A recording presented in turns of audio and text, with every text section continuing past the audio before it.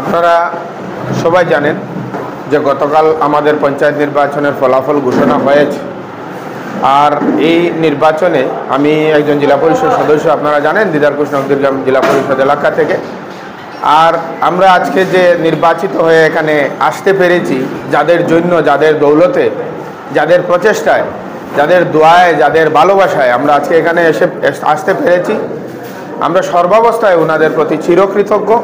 আমি আন্তরিকভাবে সবাইকে ধন্যবাদ জানাই, যারা মাঠে, যারা বাজারে, যারা সোশ্যাল মিডিয়াতে, বিশেষ করে যারা চায়ের দোকানে, প্রত্যেকটা জায়গায় আমাদের হয়ে, যারা আমাদের অনুপস্থিতিতে আমাদের হয়ে প্রচার করেছেন, আমাদের হয়ে কাজ করেছেন, যারা আমাদেরকে ভোট দিয়েছেন, আপনারা সবাইকে আন্তরিকভাবে ধন্যবাদ জানাই।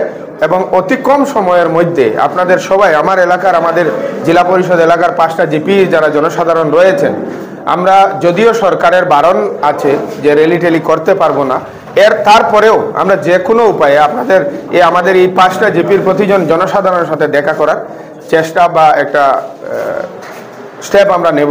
আর অতি কম সময়ের মধ্যে আপনাদের সবাই সাথে দেখা হবে সোশ্যাল মিডিয়ার যুগে।